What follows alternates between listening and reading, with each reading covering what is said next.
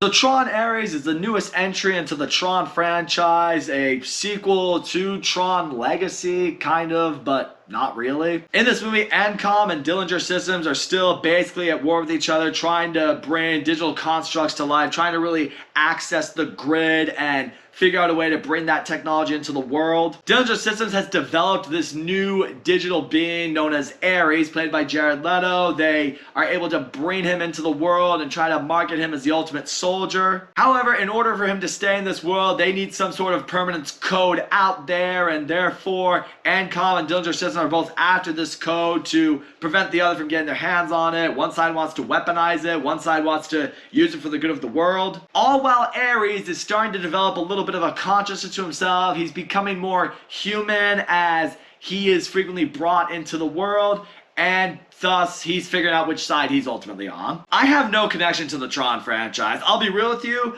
I have never seen a single Tron movie before Tron Ares. It's a franchise that sort of just missed its window with me. I think I had plans to see Tron Legacy way back in the day, but I just never got around to it.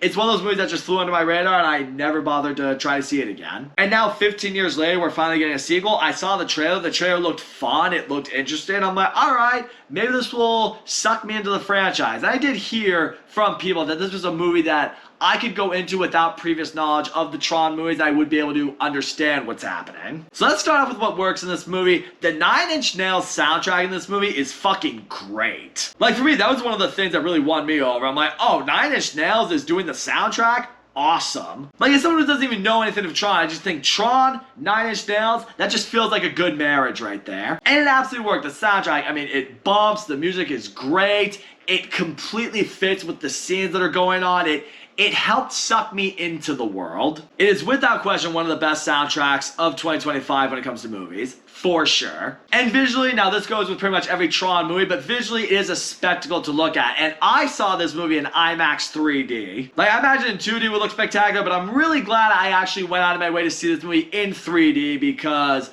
the visuals just popped so much more than it already would have. I mean, it gave me a really great visual treat. And the action sequences are cool. Seeing the people in the Tron world fight, seeing how, you know, the lights come out of certain vehicles and weapons and certain moves, it looked pretty amazing. And just seeing how far advanced the Tron world, the grid is with their weaponry and their technology, and seeing that in the real world and seeing how hilariously outgunned the people are, yeah, I thought that was great. It led to some really fun action scenes. Shifting into everything else, I will say, Jared Leto is okay in this movie. Now, he is by no means great. This is not Dallas Buyers Club Jared Leto or anything like that, but it's also not Meeman Morbius Jared Leto at the same time. What kind of works in his favor a little bit is the fact that he's playing a character in Ares who is just developing consciousness, who's developing awareness for the real world and seeing what, you know, certain aspects of reality is as opposed to the world that he comes from. So as a result, it does make him an interesting character in the fact that he sees what being a real human is like, and that starts to become something that he wants for himself. However, I don't feel like the movie honed in on that theme as much or as well as it should have. Like, that's an interesting concept. Someone who was like not a part of our world ventures into our world and starts seeing certain things that they would not experience in their reality. And you feel like something like that they could have built on that quite a bit. Could have made for like an emotional, intriguing, sort of like self-reflective kind of story in that sense. Because in these Tron movies, it's always been about the people going into the grid and experiencing that reality. And this one, it was kind of trying to go for the opposite, which could have been interesting, but I don't feel like they really capitalized on it as well as they should have. And I will say, on the reverse side, while that story would have been interesting, I will say, if the Tron world was still meant to be a major focus, I kind of wish the grid got a little bit more of that attention. Because in this movie, it's a lot more about the grid coming into reality. It's about more these companies trying to bring these systems and this digital life here into the real world.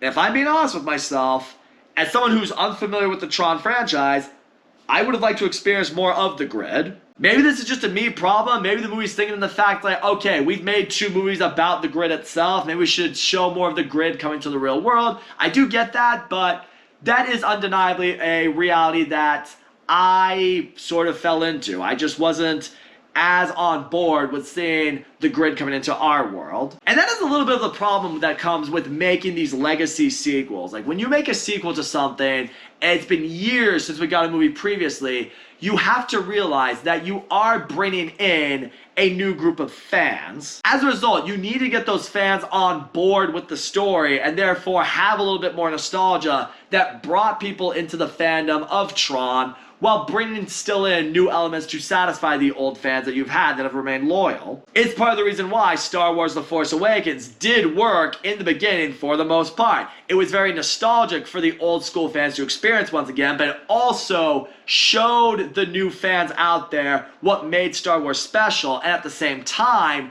added a few new elements here and there that could potentially get old fans, you know, back on board with it. Now granted, we all know how Disney Star Wars has fallen apart, but, you know, at the time, they knew what they were doing, or at least it seemed like they did. This movie, it didn't really feel like they knew what they were doing because they don't really have any reference, as far as I know anyway, to Tron Legacy, and they don't have enough in there, or they didn't show enough to get new fans back on board with it. As a result, you have this Tron movie that you're kind of wondering what the point of it is. I mean, the story is people want to bring the digital world of Tron into the real world. But why? Like, you almost feel like the whole point of that world was to remain separate. Like, the Tron grid was meant to be a new universe for people to experience. Trying to merge these worlds into one, it's not like it can't work. It's not like they can't do something about it. But the whole time you're sitting here, it's like, okay, this is what you're going for, but what's the point? And the movie never hammers down on that. Even the characters in this movie, the characters are honestly just pretty forgettable. I mean, Greta Lee plays the CEO of NCOM in this movie, and there's nothing about her character that I got into. You know, she's, you know, trying to develop this project, I want to say, for Jeff Bridges' character a little bit more. You know, she has a sister that she doesn't have around anymore, so she's trying to do something for her. They're trying to go for an emotional feel with her, but I just didn't care because she just didn't stand out whatsoever in this movie. Even her group of friends, a group of colleagues, didn't care about any of them. Can't even remember their names. Even Evan Peters in this movie, he plays namely the antagonist of this movie. He works for Dillinger Systems, and he's the one who wants to weaponize the grid and wants to turn Ares into a super soldier. And the movie, I feel like, has moments where they could have made him a little bit of a slimeball villain, at least made him memorable in that sense. But I don't know, I just got like a weird, cartoony, spoiled rich kid kind of vibe from him. To the point where he was more annoying and just ignorant and didn't feel like a smart villain necessarily. He just felt like a guy who came from daddy's money. I mean, that is essentially what he is, but that doesn't make for a very complex villain. It just makes for someone who's pretty forgettable. And that is really the problem with this movie right there. Like, when everything's going on with the characters themselves and the focus is away from the grid for a period of time, you're just sitting there bored. Like, the whole time I was like, okay, remember when, you know, the grid soldiers came out, we're fighting, we're piloting these, you know, big spaceships and the motorcycles. Can we get back to that? That was fun. But no, when it's just a moment of exposition and characters are talking and like just debating back and forth on how certain elements should be handled, I'm just like, but I don't care. It just felt like exposition dump that they needed to have to fill out a runtime for the movie. So all in all, Tron Ares, it just feels like a forgettable waste of a movie that was trying to get people back on board with the franchise. The soundtrack in this movie was awesome. I loved seeing Nine Inch Nails collaborate with Tron. I do believe that was a great decision. Visually, it looked spectacular. The action scenes were a lot of fun. I can appreciate to a degree the idea of someone from the grid coming into the real world and wanting to experience that side of it, but I don't think it was executed well whatsoever. The characters were forgettable. Nobody gave a real standout performance here. The nostalgia that is in this movie, I don't think it's really gonna win fans over necessarily. It feels like it's kind of just shoehorned in there when it is here. And when the movie slows down to try to develop a story that you don't really care about, it just bored me. And in the end, I was really hoping I could walk into this movie and come out of it a fan of Tron, but this one's just not going to do it for me. I'm afraid I got to give this one a 5 out of 10 because between the soundtrack, the visuals, and the action, that's probably about half a movie worth watching. How much you want? Half. So that's all I gotta say, guys. Thank you so much for watching my video, and as always, don't forget to comment, like, subscribe, and I'll see you all next time.